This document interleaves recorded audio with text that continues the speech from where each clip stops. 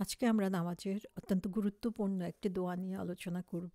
সেটি হচ্ছে সালাম ফিরানোর আগে যে দোয়া পড়া হয়। আমরা নামাজে যখন বসি শেষ বসাতে তখন সেখানে আত্তাহিয়াতু পড়ি, দরুদ পড়ি এবং তারপর রাসূল সাল্লাল্লাহু আলাইহি ওয়াসাল্লাম অনেক ধরনের দোয়া পড়তেন। আজকে আমরা শুধু একটি দোয়া নিয়ে আলোচনা করব, কারণ এটি একটু বড় দোয়া এবং এই দোয়াটা হচ্ছে খুবই গুরুত্বপূর্ণ একটি দোয়া। কোন দোয়াটা পড়তেন রাসূল সাল্লাল্লাহু আলাইহি ওয়াসাল্লাম? একটা কমন দোয়া হচ্ছে যেখানে ৪টা জিনিসের ব্যাপারে আল্লাহর কাছে আশ্রয় চাওয়া হচ্ছে। যে দোয়াটা আমরা অনেকেই হয়তোবা জানি, আবার অনেকে জানি না। কিন্তু এই ৪টা জিনিস থেকে আশ্রয় চাওয়া আমাদের জন্য অত্যন্ত গুরুত্বপূর্ণ। তাই আমরা যদি না জানি, এখন থেকে আমরা এটা শেখা শুরু করি। আর আমরা যারা জানি তারা এটার অর্থ বুঝে আরও বেশি নামাজে আমাদের কানেকশানকে সুদৃঢ় করব ইনশাআল্লাহ। যে দোয়াটা আমরা আজকে আলোচনা করব সেটি হচ্ছে আল্লাহুম্মা ইন্নী আউযু বিকা মিন আযাবি জাহান্নাম।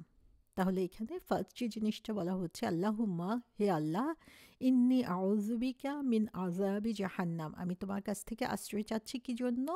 মিন আযাবি জাহান্নাম, জাহান্নামের আযাব থেকে। এবং আমরা সবাই জানি, আমরা সবাই এই জিনিসটা থেকে আল্লাহর কাছে সবসময় পানা চাই। তারপরে যে জিনিসটা থেকে আশ্রয় চাওয়া হচ্ছে, ওয়ামিন আযাবিল কবর, কবরের যে আযাব সেখান থেকে আমরা আল্লাহর কাছে আশ্রয় চাচ্ছি। ওয়ামিন ফিতনাতিল মাহিয়া ওয়াল মামাতি, তাহলে সেখানে আরেকটা জিনিস কি, আমাদের জীবন এবং মৃত্যুর যে ফিতনা রয়েছে সেখান থেকে আমরা আশ্রয় চাচ্ছি। ওয়ামিন শাররি ফিতনাতিল মাসিহিদ দাজ্জাল, এবং দাজ্জালের যে ফিতনা সেখান থেকেও আমরা আল্লাহর কাছে আশ্রয় চাচ্ছি। তাহলে ৪টা জিনিস থেকে আশ্রয় চাচ্ছি। একটা হচ্ছে জাহান্নামের আযাব, আরেকটা হচ্ছে কবরের আযাব, আরেকটা হচ্ছে জীবন এবং মৃত্যুর যে ট্রায়াল, যে ফিতনা রয়েছে সেটার থেকে মুক্তি, এবং দাজ্জালের ফিতনা থেকে মুক্তি।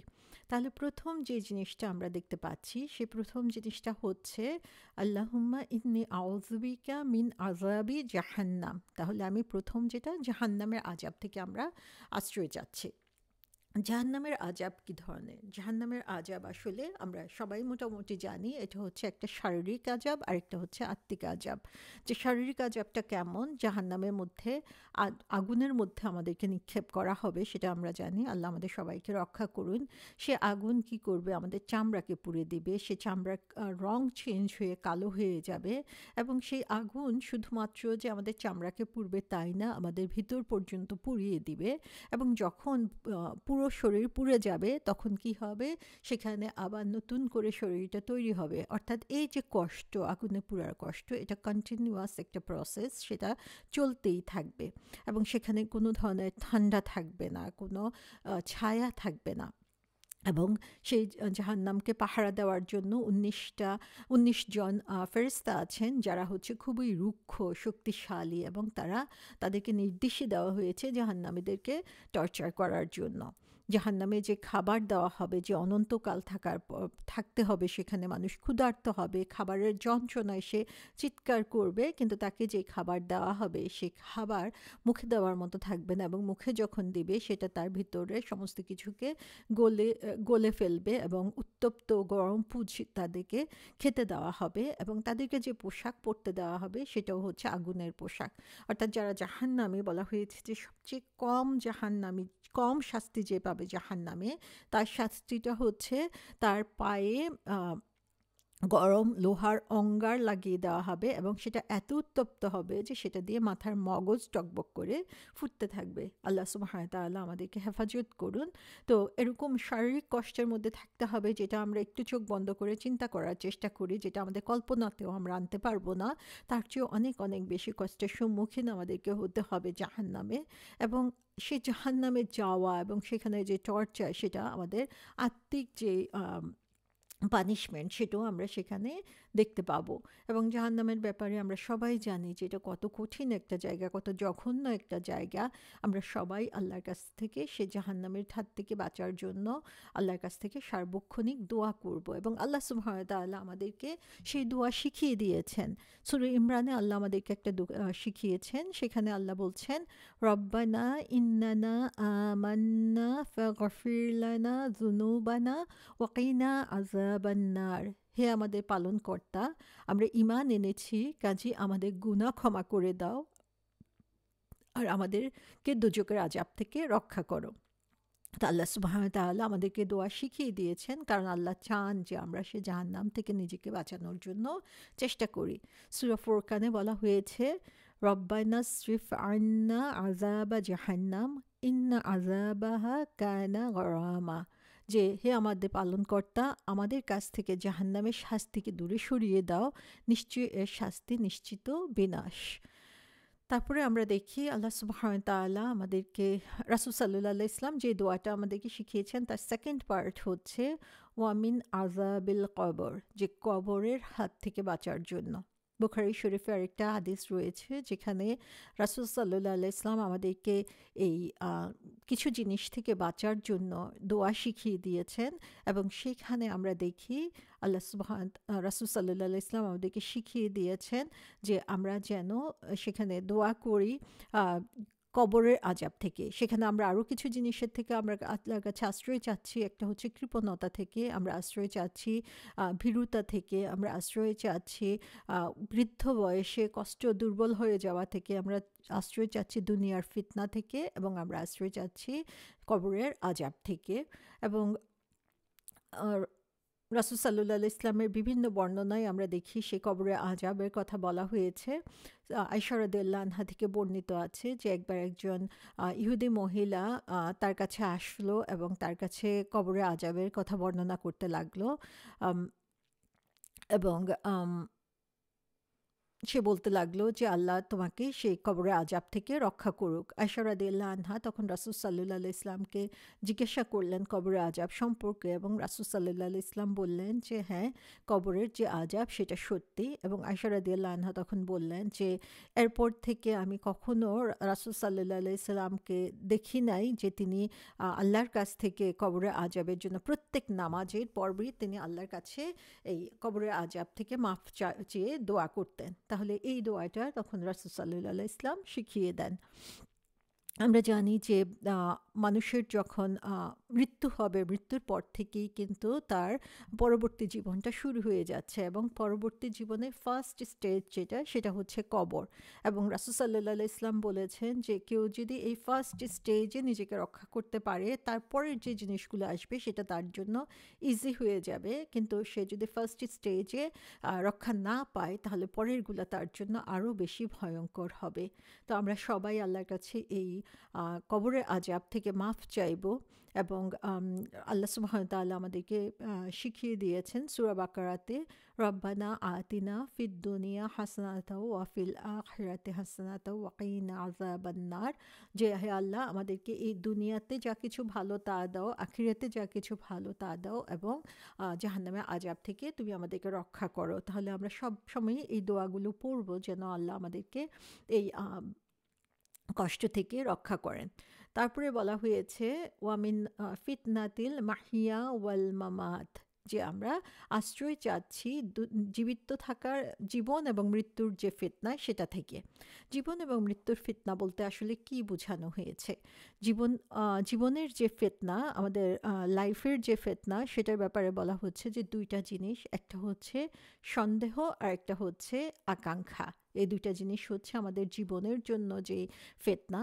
আর মৃত্যুর যে ফিতনা সেটা হচ্ছে যে মানুষ ঠিক মৃত্যুর সময় তার যে অবস্থাটা হবে সেটা, এবং মৃত্যুর পরে তাকে যে কোশ্চেনগুলো সম্মুখীন হতে হবে, প্রশ্নগুলো উত্তর দিতে হবে, সেটা হচ্ছে আরেকটা ট্রায়াল তার জন্য। তাহলে এই যে জীবিত অবস্থায় যে ফিতনার কথা বলা হচ্ছে, যে একটা হচ্ছে সন্দেহ আর একটা হচ্ছে আমাদের যে আকাঙ্ক্ষা সেটা। তাহলে এই সন্দেহ বলতে কি বোঝানো হয়েছে? এই সন্দেহ বলতে বোঝানো হয়েছে যে মানুষ কি করে, সে মানুষ জ্ঞান অর্জন করে না, এবং জ্ঞান অর্জন না করে যেটা হচ্ছে মিথ্যা, সে মিথ্যার উপরেই তারা কাজ করতে থাকে এবং শেষ পর্যন্ত কি হয়, এই মিথ্যাটাকেই তার কাছে সত্য বলে মনে হয় এবং সেটাই সে সারাক্ষণ করতে থাকে। তাহলে মেইন রিজন কি? মেইন রিজন হচ্ছে তার সঠিক জ্ঞান না থাকা, এবং সঠিক জ্ঞান না থাকার কারণে সে সন্দেহে পড়ে ভুল জিনিসটাই প্র্যাকটিস করতে থাকে। আর আকাঙ্ক্ষার কথা যেটা বলা হয়েছে সেটা হচ্ছে যে মানুষ কি করে, মানুষ তার নফস তাকে এমনভাবে প্রতারিত করে যে তাকে যেটা নিষেধ করা হয়েছে সেটাই সে করতে থাকে, এবং এটা তার জন্য একটা বড় পরীক্ষা হিসাবে দাঁড়িয়ে যায়। তো এখানে আমরা দেখছি যে আমরা অনেক সময় দুনিয়ার অনেক কাজ করে ফেলি যে করতে আমাদের মজা লাগে, সে কারণেই আমরা করছি, কিন্তু আমরা আসলে এটা ভয়ঙ্কর যে দিকটা, সেই দিকটা আমরা কখনো চিন্তা করি না।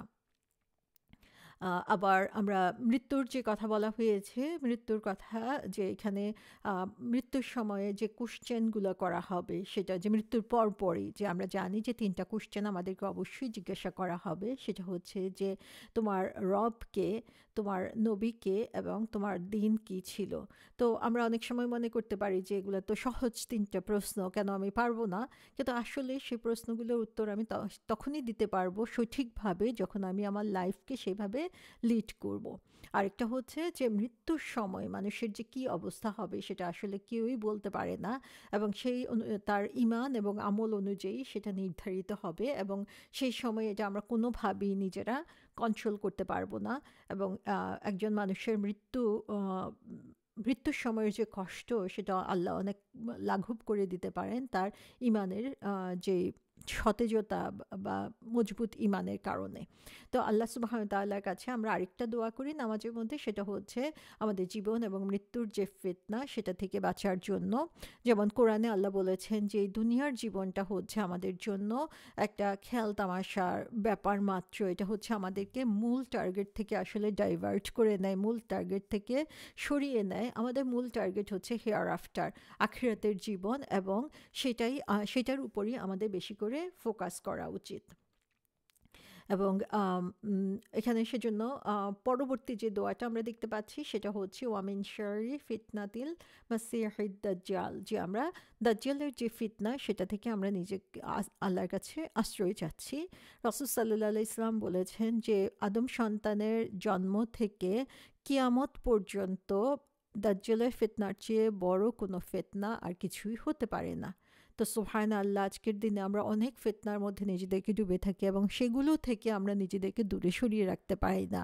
আমাদেরকে যদি দাজ্জালের ফিতনাকে ফেস করতে হয় তখন আমাদের ইমানের অবস্থা কী হবে সেটা আমরা চিন্তাই করতে পারি না। এই দাজ্জালের ফিতনা থেকে বাঁচার জন্য রাসূল সাল্লাল্লাহু আলাইহি ওয়াসাল্লাম আমাদেরকে প্রেসক্রিপশন দিয়ে দিয়েছেন। সেই প্রেসক্রিপশনটা কি? বলা হয়েছে যে শুক্রবারে যে সূরা আল কাহাফ পড়বে তখন তাকে এমন একটা আলো দেওয়া হবে যেটা হচ্ছে এক শুক্রবার থেকে পরের শুক্রবার পর্যন্ত বিচ্ছুরিত হতে থাকবে। এবং আবার বলা হয়েছে যে যে হচ্ছে প্রথম 10টি আয়াত সূরা আল কাহাফের মুখস্থ করবে সে হচ্ছে দাজ্জালের ফিতনা থেকে নিজেকে বাঁচাতে পারবে। তো সুবহানাল্লাহ, এখানে আমরা যখন সূরা আল কাহাফ পড়বো, কাহাফে 4টা ঘটনা বলা হয়েছে এবং 4টা ঘটনা আমাদেরকে 4টা ফিতনা থেকে বাঁচাচ্ছে। একটা হচ্ছে আমাদের দিনের ফিতনা, আরেকটা হচ্ছে আমাদের সম্পদের ফিতনা, আরেকটা হচ্ছে আমাদের ক্ষমতার ফিতনা, এবং আরেকটা হচ্ছে আমাদের জ্ঞানের ফিতনা। তো এই 4টাই হচ্ছে মূল ফিতনা, মূল ট্রায়াল আমাদের জন্য, এবং সূরা আল কাহাফ যদি আমরা বুঝে পড়ি তাহলে এই সমস্ত কিছু থেকে আমরা নিজেদেরকে বাঁচাতে পারবো ইনশাআল্লাহ। তো আল্লাহ সুবহানাহু ওয়া তাআলা রাসূল সাল্লাল্লাহু আলাইহি ওয়াসাল্লামের মাধ্যমে আমাদেরকে এই 4টা জিনিস থেকে আশ্রয় শিখিয়ে দিয়েছেন, এবং সেই আশ্রয়গুলো আমাদের সবসময় চাইতে হবে। তাশাহুদ এবং দরুদ পড়ার পরে আমরা আল্লাহর কাছে দোয়া করব, আল্লাহুম্মা ইন্নী আউযু বিকা মিন আযাবিল কবর ওয়া মিন আযাবি জাহান্নাম ওয়া মিন ফিতনাতিল মাহইয়া ওয়াল মামাতি ওয়া মিন শাররি ফিতনাতিল মাসিহিদ দাজ্জাল।